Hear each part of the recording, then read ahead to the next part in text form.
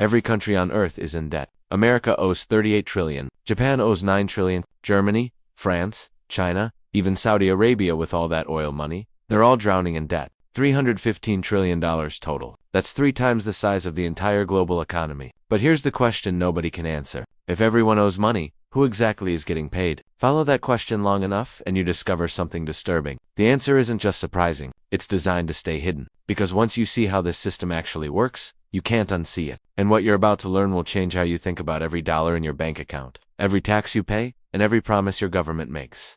Let's start with the obvious problem. Debt is supposed to have 2 sides. Someone borrows, someone lends. I borrow $100 from you. I owe you $100. Simple. But when every country on the planet owes trillions, the math stops making sense. America owes 38 trillion. Who's collecting? Japan owes 9 trillion. Where's it going? The entire global economy is buried under 315 trillion in total debt. That's governments, corporations, and households combined. But if you add up every asset, every piece of property, every stock, bond, and bank account on Earth, you get a number smaller than the debt. The world owes more than it owns. That's not just bad accounting. That's impossible. Unless the debt isn't owed to anyone real. Unless the creditor is a ghost. Here's what they don't teach you in economics class. Money and debt are the same thing. Every dollar in your wallet, every dollar in your bank account, every digital dollar on a screen, it exists because somebody borrowed it into existence. When a government needs money, it doesn't print cash and hand it out. It issues a bond, a promise to pay back the amount plus interest. A bank or investor buys that bond with money that was also borrowed into existence from somewhere else.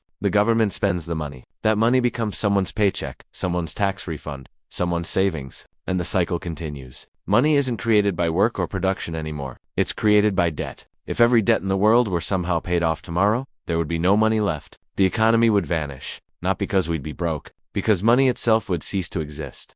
Now here's where it gets strange. When you dig into who actually holds all this debt, you start to see a pattern. Take the United States. 38 trillion in debt. About half of that is held publicly, meaning someone outside the government owns it. 2/3 of that public debt is owned by American institutions, banks, pension funds, mutual funds, insurance companies. The Federal Reserve itself, the remaining third, about 9 trillion, is held by foreign countries. Japan holds about 1 trillion, China holds 800 billion, the UK, Luxembourg, Belgium, they all hold pieces. So when people say America is in debt to China, yeah, that's technically true. But it's only 2% of the total. Most of America's debt is owed to Americans. The Treasury prints bonds. Banks buy them. The Federal Reserve buys them from banks with newly created dollars, and American taxpayers pay interest on those bonds through taxes, which then flows into American retirement accounts. It's a loop. The debt is real, but the creditor is just a mirror. But here's the part that nobody talks about. That loop isn't just an American quirk. It's global. Japan lends to the US by buying treasury bonds. The US lends to Europe through the IMF. Europe lends to developing nations through the World Bank.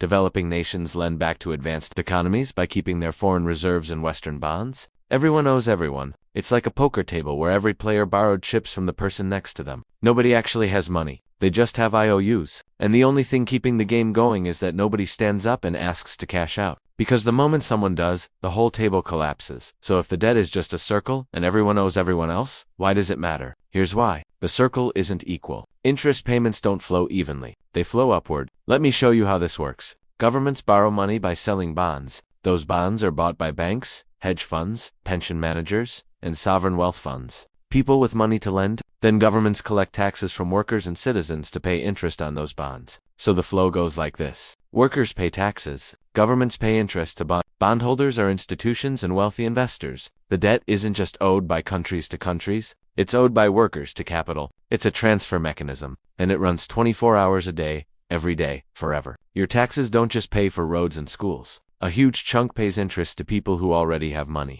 That's why debt and inequality rise together. The system rewards people who own debt and punishes people who just pay it.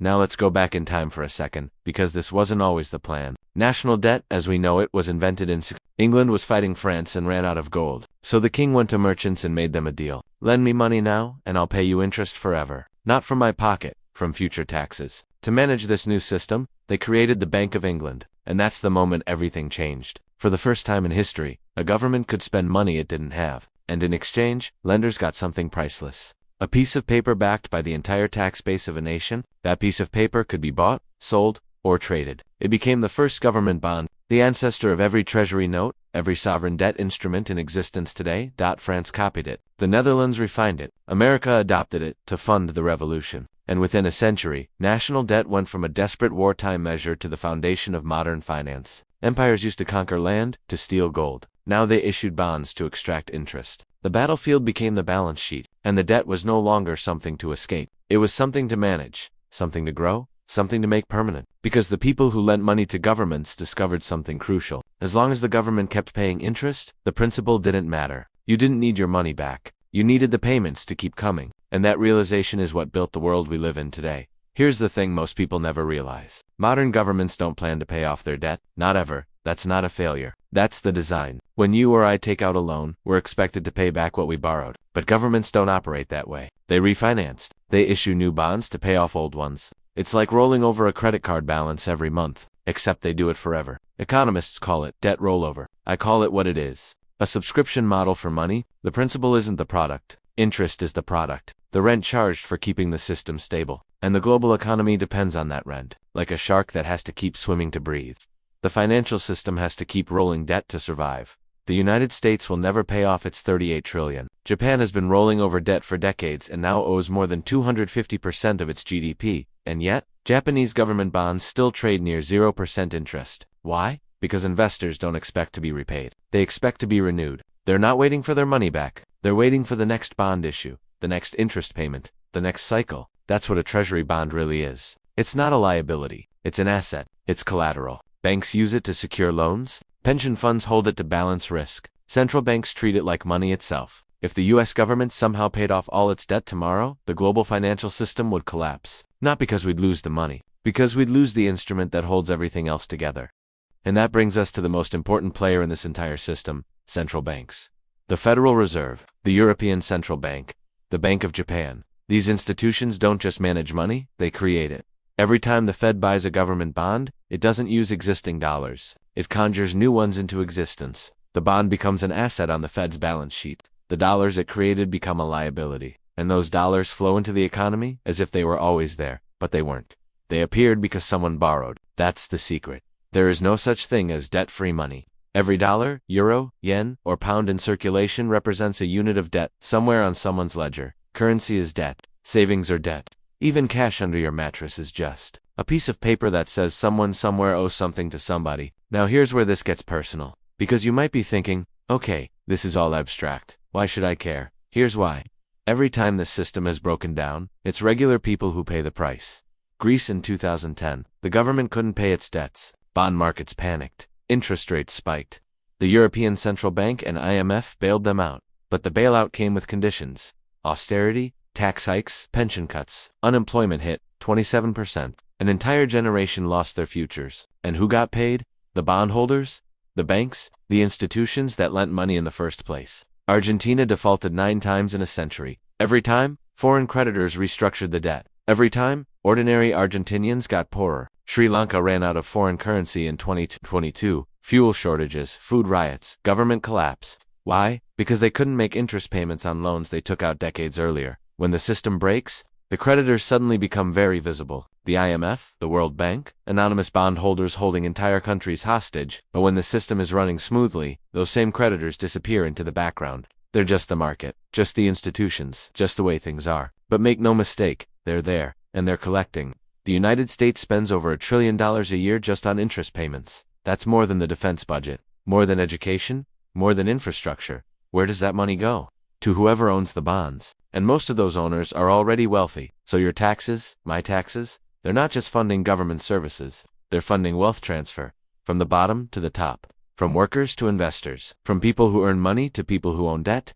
And here's the trap. You can't escape it by refusing to participate. Because the system isn't optional. Every dollar you earn exists because someone borrowed it. Every purchase you make circulates debt that someone else will have to pay interest on. Even if you save money, you're just holding someone else's IOU. Savings accounts, retirement funds, even treasury bonds in your portfolio. They all depend on governments and corporations continuing to borrow forever. If the borrowing stops, your savings disappear. Not because you spent them, because they were never really there. They were just promises stacked on other promises. And the whole tower only stands as long as everyone keeps believing. So who is the creditor? It's not one person. It's not one country. It's the system itself, a machine that turns promises into money and money into power. At the top of the pyramid are central banks that create currency. Below them are governments that borrow it into circulation. Below them are banks and institutions that buy the debt and collect interest. And at the bottom are workers and citizens who pay taxes to fund those interest payments. The system calls itself capitalism, but it's not based on capital anymore. It's based on credit. And credit only works as long as the next generation agrees to keep paying for the debts of the last one. Right now, global debt is $315 trillion. Global GDP is about $105 trillion. The debt is 3 times the size of the entire world economy, and it's growing faster than production, faster than wages, faster than population. The machine is accelerating, and the only way it keeps running is if nobody asks the question you just asked. If every country is in debt, who's the creditor? Because the answer is uncomfortable. The creditor is us, and also not us. It's the system we're trapped inside, a system where debt creates money, money creates growth, and growth requires more debt. It's a loop with no exit, and the people at the top of that loop benefit the most, while the people at the bottom just keep paying. If this changed how you see money, hit subscribe, because once you understand how the game is rigged, you can't go back to pretending it's fair. And there's a lot more to uncover.